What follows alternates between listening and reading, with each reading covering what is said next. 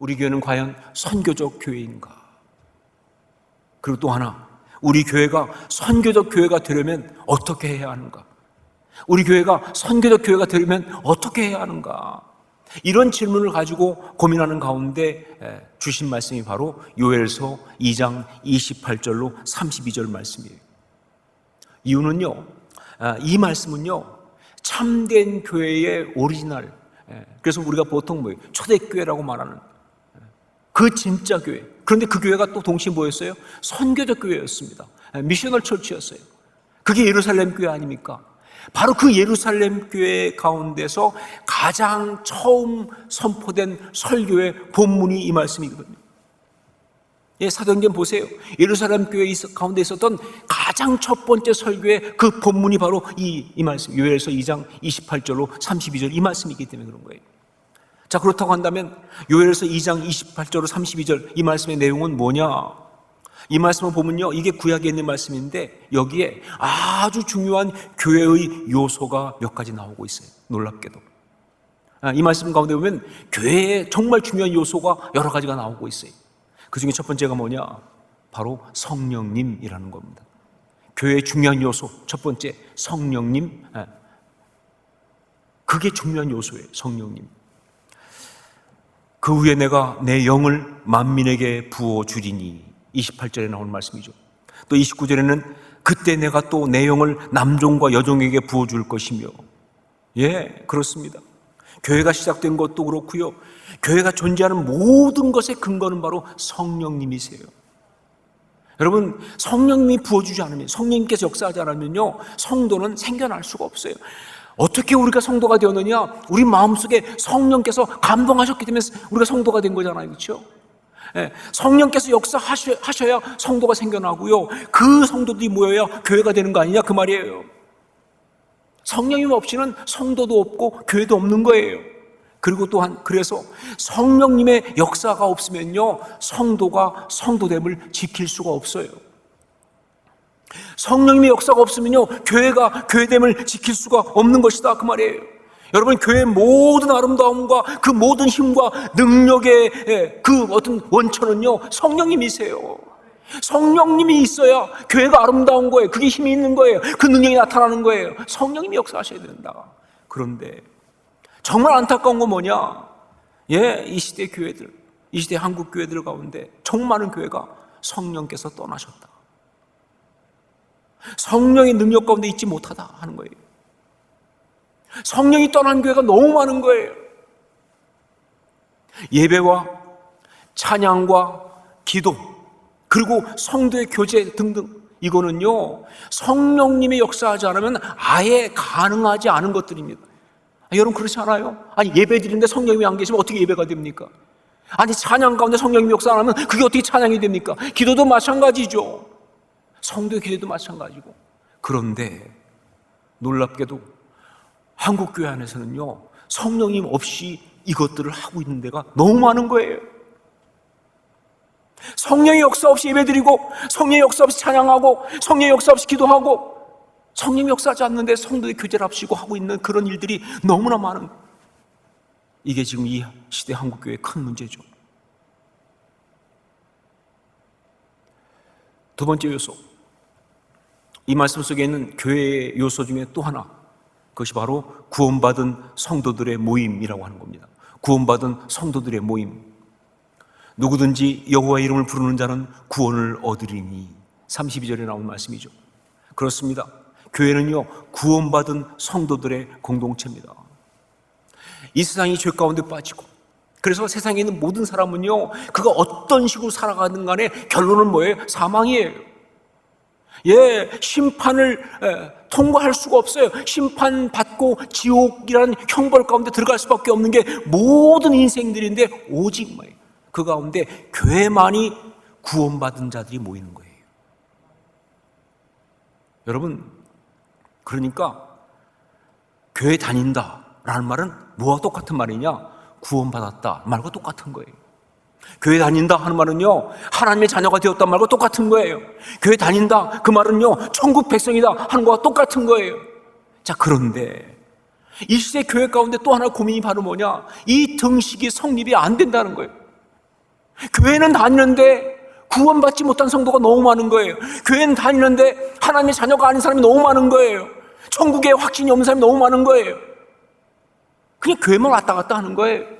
그냥 사람들의 모임처럼 말이죠. 어떤 취미생활 삼아서 교회 다닌다는 거예요. 영어 표현 그대로 철치고가 너무 많은 것이죠. 이게 안타까움이에요. 이게 제가 볼 때 한국교회 지금 문제 중에 가장 큰 문제 중에 하나죠. 자, 다시 말합니다. 교회는요, 구원받은 성도들의 모임이에요. 죄와 사망, 그리고 영원한 형벌로 가는 그 심판에서 구원받아서 용서와 생명, 그리고 영원한 천국의 삶을 확정받은 그런 성도들의 모임이 바로 교회다 하는 것이죠. 자, 세 번째, 또 하나. 이 요엘서 말씀에 있는 교회의 중요한 요소, 그건 바로 부름받은 성도들의 모임이라고 하는 겁니다. 부름받은 성도들의 모임이다 하는 것이죠. 우리 32절 말씀을 함께 같이 읽겠습니다. 32절을 같이 읽습니다. 누구든지 여호와의 이름을 부르는 자는 구원을 얻으리니 이는 나 여호와의 말대로 시온산과 예루살렘에서 피할 자가 있을 것이며 남은 자 중에 나 여호와의 부름을 받을 자가 있을 것임이니라. 여기서 구원받은 성도를 묘사하면서 어떤 표현을 쓰고 있느냐? 여호와의 부름을 받을 자라는 표현을 쓰고 있어요. 굳이 이 표현을 쓰고 있는 이유가 뭐냐? 이것은요, 바로 성도와 교회의 또 하나의 중요한 요소인 소명 공동체, 사명 공동체를 이야기하려고 그러는 거예요. 예, 교회는 바로 소명 공동체다, 사명 공동체다라는 걸 말하려고 이 여호와의 부름을 받을 자라는 표현을 쓰고 있는 거예요. 여러분, 성도는요, 자기가 스스로 선택해서 되는 것이 절대로 아닙니다. 지금 여기 와 있는 분들, 겉으로 볼 때는 자기가 선택해서 온 것 같으시죠? 내가 예수 믿는 것도 내가 선택해서 믿기로 결정했고, 교회도 내가 이기 위해 다니기로 결정했고, 그래서 지금 여기 와 있다라고 생각할지 모르지만 그러나 절대 아닙니다. 영적으로 정확히 보면요, 아니요, 하나님이 우리를 부르신 거예요. 한 사람 한 사람 하나님이 부르신 거예요. 우리는 다만 거기에 응답했을 뿐입니다. 여러분, 그러니까 예정론이라는 게 있는 거예요. 여러분, 그렇기 때문에 우리의 구원받은 것은요, 우리의 행위가 아니고 하나님의 은혜인 거예요. 이게 진짜 중요한 진리입니다. 교회는 바로 이런 성도, 즉 부름받은 자들의 공동체가 교회다, 그런 이야기예요. 자, 그런데 여러분, 이런 하나님의 부르심은요, 단지 그냥 죄와 사망 가운데서 이제 구원받는, 영혼만이 구원받는 그 부분만 해당하는 것이 절대로 아니에요. 여러분, 이 하나님의 부르심은요, 우리 영혼만이 아니라 우리 삶 전체를 부르신 거예요. 우리 존재 자체를 부르신 거예요. 자, 그렇기 때문에 여러분, 이제 성도된 사람으로서 살아가면서 계속 생각해야 될 아주 중요한 주제가 있다고 한다면요, 그건 바로 뭐냐? 바로 이 부르심이에요. 왜? 그 부르심으로 우리가 성도가 됐으니까. 이 부르심, 즉 소명입니다. 그리고 여기서 나온 게 바로 뭐예요? 사명이죠. 그렇죠? 여러분,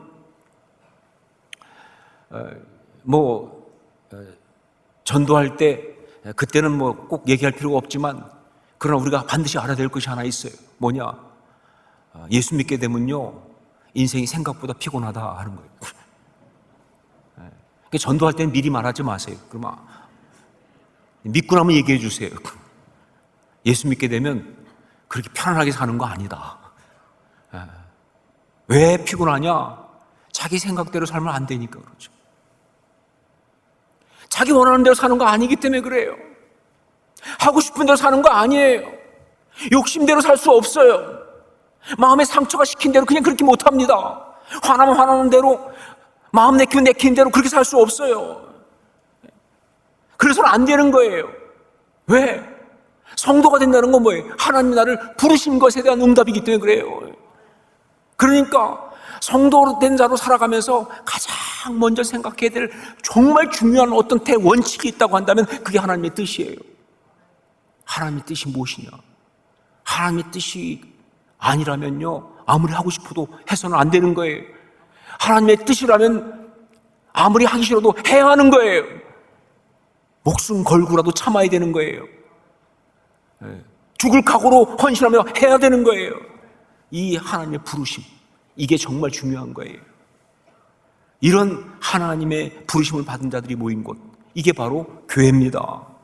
그런데 안타깝게도 이 시대 교회의 수많은 성도들은요, 자기에게 부르심이 있다는 사실조차도 몰라요. 아니, 성도가 된 건 부르심인데, 그런데 자기가 부르심 받았다, 나한테 부르심이 있다는 사실 그 자체를 모른다, 그 말입니다. 그 물어보면요, 소명 얘기하면요, 다들 뭐예요? 목사님이 받으신, 선교사님이 받으시고 그런 거지, 나는 뭐 아직 목사도 아니고 선교사도 아니고. 너무 좋아하는 그 단어, 평신도기 때문에. 소명 없다. 아니, 미안하지만 아니요, 성도인 순간 소명이 없을 수가 없죠. 부르심이 없을 수가 없죠. 근데 그것조차도 모르는 이 상황이, 이게 또 안타까움이에요. 이 한국교회 또한 정말 문제가 되는 것이죠. 한 가지 더, 이 말씀 속에 있는 교회의 아주 중요한 요소, 그건 바로 종말론적인 신앙 공동체라는 겁니다. 종말론적인 신앙 공동체, 이게 중요한 요소예요. 우리 31절 말씀을 함께 읽겠습니다. 31절 같이 읽습니다.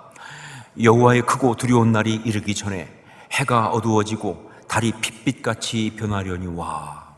여러분, 교회는요, 그 탄생 때부터 종말론적이었습니다. 자, 여기 보세요. 구약에 그렇게 예언되었던 그 마지막 때, 여호와의 크고 두려운 날, 그날 탄생한 게 뭐예요? 그게 교회 아닙니까? 그게 사도행전에 나타나고 있는 역사 아니에요? 그렇죠? 교회 역사. 이 교회는 처음 탄생하는 순간부터 뭐예요? 종말론적이었습니다. 그리고 또한 예수 그리스도를 믿음으로 구원받은 성도들. 자, 그들이 구원받았다는 얘기는 무슨 뜻이냐? 예, 그들이 예수 그리스도를 믿는 순간 이미 뭐예요? 심판을 통과한 거예요. 마지막 심판. 그리고 뭐예요? 천국을 약속으로 받은 것입니다. 예, 종말이 이미 일어난 거예요. 그 사람들한테는요. 예. 요한복음 5장 24절에서 예수님이 말씀하신 대로 이미 뭐예요? 영생을 얻었고 심판에 이르지 아니하나니 사망의 생명으로 옮겼느니라 아닙니까? 그렇죠? 이게 바로 성도예요. 자, 이게 종말론적 신앙입니다. 이미 구원받았고 이미 심판을 통과한 존재로 지금의 삶을 살아가는 신앙, 이게 바로 종말론적 신앙이에요. 자, 그런데 이 종말론적 신앙이 정말 우리한테 진짜 신앙인데, 그런데 이 종말론적 신앙에서 정말 중요한 것, 이 종말론적 신앙을 가진 우리에게 정말 중요한 것은 바로 뭐냐? 주님 다시 오실 때까지, 정확히 말하면 우리가 주님 앞에 서는 그 순간까지 우리는 그냥 대충 살고 노는 것이 아니라 우리가 주님께 받은 그 사명을 치열하게 감당해야 한다는 이 사실이 중요한 거예요. 예, 정말로 신앙을 가진 우리한테 정말 중요한 게 뭐냐? 예, 주님 다시 오실 때까지, 정확히 말하면 우리가 주님 앞에 서는 그 순간까지 우리는 그냥 편하게 대충 사는 것이 아니라 주님이 우리에게 주신 그 사명, 그걸 감당하기 위해서 정말 열심히 살아야 한다는 거예요. 이게 바로 신앙인의 모습인 거예요. 자, 그렇다면 주님께 주신 그 사명이 뭐예요? 그게 바로 뭐예요? 대위임령 아닙니까? 대위임령, 바로 복음 전파의 사명이죠. 예. 선교의 사명입니다. 예. 예. 복음 전파의 사명이고, 그리고 선교의 사명이에요. 이걸 감당해야 되는 거예요. 마태복음 24장 14절에 보면 이 천국 복음이 모든 민족에게 증언되기 위하여 온 세상에 전파되리니 그제야 끝이 오리라 라고 우리 주님께서 종말에 대해서 말씀하신 게 나와요. 자, 그런데 이 말씀을 가지고 많은 사람들은 어떻게 해석하느냐? 이것은 바로 주님이 언제 다시 오시는지, 재림의 때에 대해서 말씀하신 거라고 생각해요. 언제 오시느냐? 복음이 다 전파되면 그때 오신다. 주님의 어떤 재림의 때가 언제냐? 온 세상이 복음이 다 전파됐을 때 그때 오신다. 이렇게 다들 생각을 하고 그걸 강조하고 있어요. 뭐 제가 볼 땐 그렇게 볼 수도 있겠죠. 그러나 제가 볼 때는요, 이 말씀의 진짜 중요한 강조점은 그건 아니다라고 생각합니다. 때가 아니에요. 이 말씀에 하시는 우리 주님께서 정말 강조하신 것은요, 내가 언제 오느냐 때를 말씀하신 것이 아니라 바로 뭐예요? 그 종말 때까지 종말론적 신앙을 가진 사람들이 어떻게 살아야 하는지 그 얘기하신 거예요. 주님 다시 오실 때까지 나는 이 세상의 모든 사람들한테 복음이 전파되었으면 좋겠다. 내가 다시 오는데 복음을 듣지 못해서 구원받지 못하는 이 사람들이 있다고 한다면 내 마음이 아프다, 그 얘기 아니에요, 그렇죠? 그러니까 정말 그 주님의 어떤 그런 제자가 된 사람, 그 종말적 신앙 가진 사람들은 어떻게 되느냐? 주님 오실 때까지 온 힘을 다해서 이 복음을 다 모든 사람에게 전파하기 위해서 정말 치열하게 그 삶을 헌신하고 살아야 한다, 그 얘기죠. 그 얘기하고 있는 거예요. 제가 지금까지 만나본 바 참된 종말론적 신앙을 가진 사람들은요, 다 선교적이었습니다. 예, 하나도 예외가 없어요. 정말 주님 다시 오실 그 순간을 기대하면서 그 종말의 어떤 그런 순간을 향해서 그 삶을 살아가고 있는 그 종말론적 신앙을 가진 사람은요, 전부 다 선교적인 삶을 살고 있어요. 정말 힘을 다해서 복음을 증거하고 모든 곳에 복음을 전파하기 위해서 애쓰는 그런 사람들이었다. 복음 전파의 사명, 선교의 사명을 감당하기 위해서 온 힘을 기울이는 그런 사람들이었다 하는 것이죠. 자, 그래서 이 네 가지 요소, 이게 바로 진짜 교회의 핵심인데, 그런데 결론적으로 이 네 번째를 봐서 알겠지만 결국 진짜 교회는 뭐냐라고 할 때 그건 바로 미셔널 처치, 즉 선교적 교회다 하는 얘기죠. 예, 진짜 교회는 선교적 교회다, 미셔널 처치이다 라는 겁니다. 자, 그런데 이런 선교적 교회가 되기 위해서 그러면 무엇이 중요하냐? 어떻게 해야 이런 선교적 교회가 될 수 있는가? 그 답이 바로 요엘서 2장 28절 32절, 바로 선교적 교회를 말씀하시는 이 말씀 가운데 가장 두드러진 어떤 특징, 거기에 나와 있어요. 여러분, 요엘서 2장 28절로 32절 이 말씀 보면요, 이 말씀에서 가장 두드러진 어떤 특징처럼 나오는 단어가 바로 뭡니까? 그게 바로 뭐예요? 꿈이에요. 바로 비전입니다. 이 말씀은요, 꿈에 관한 이야기예요. 비전에 관한 이야기예요. 우리 28절 말씀을 함께 읽겠습니다. 28절 같이 읽습니다.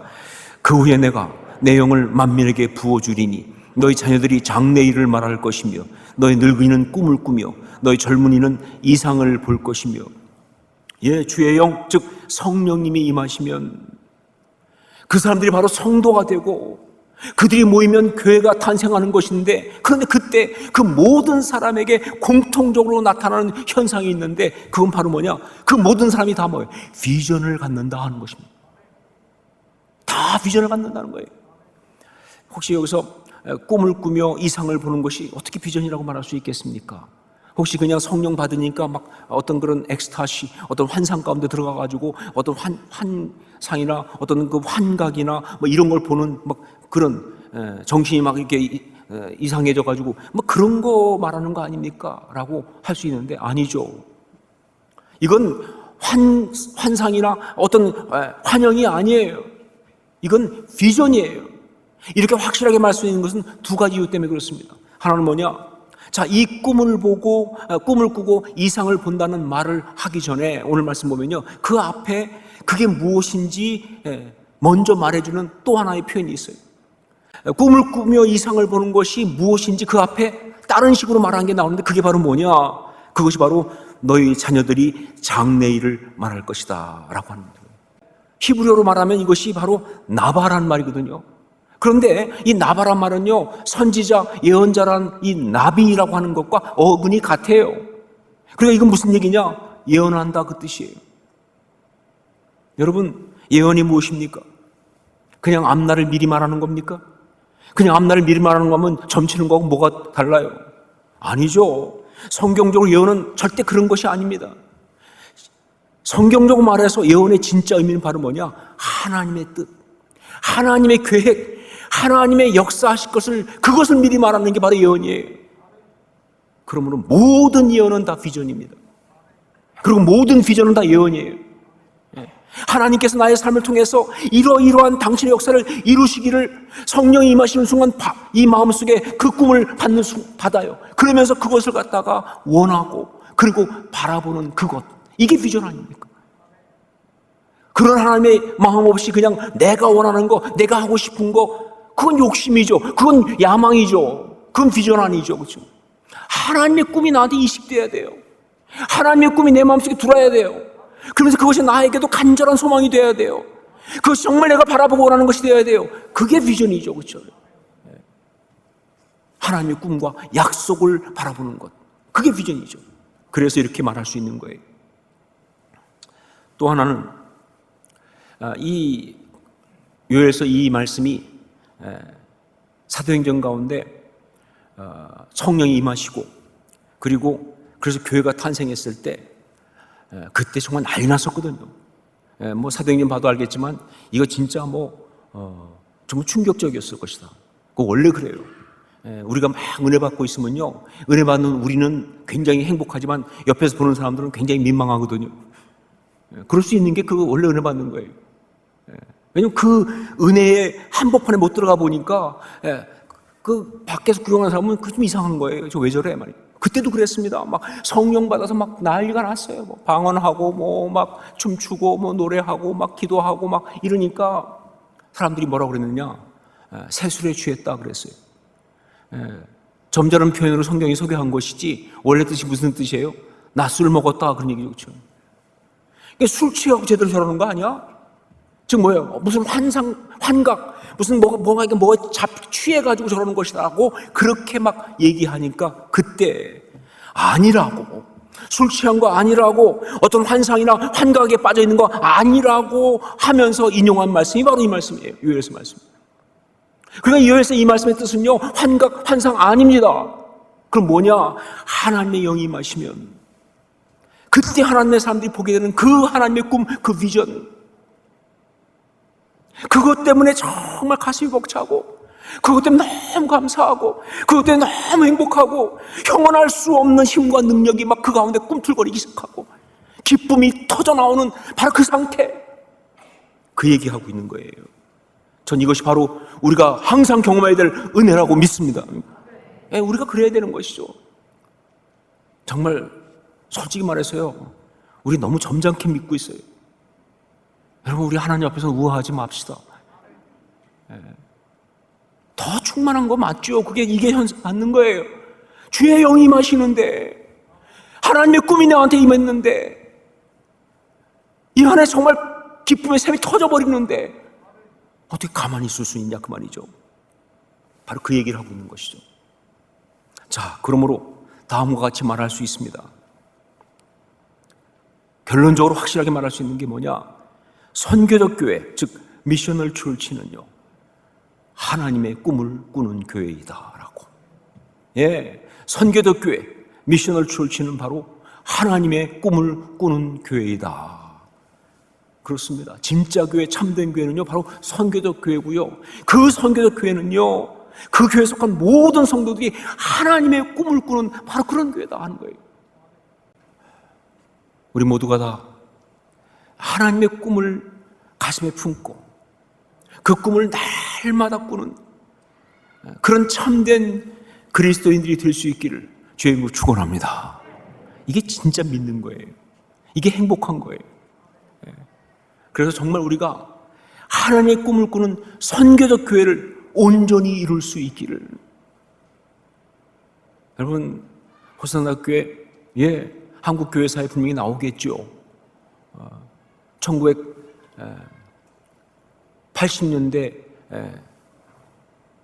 중반에 혹은 80년대 초반에 생겨가지고 2000년대 언제까지 모르겠어요. 언제까지 갈지는 하여간 부산 서쪽에 있었던 교회로 나오겠죠. 그런데 여러분, 그때 그 교회사에 우리 교회가 어떻게 기록되기 원하십니까? 저는 한 가지로 되기 원해요. 가장 성경적인 선교적 교회였다라고. 이거 이상은 없어요. 정말 선교적 교회였다. 바로 우리가 그런 교회를 함께 이루어야 하는 겁니다. 그럴 수 있기를 주의 이름으로 축원합니다.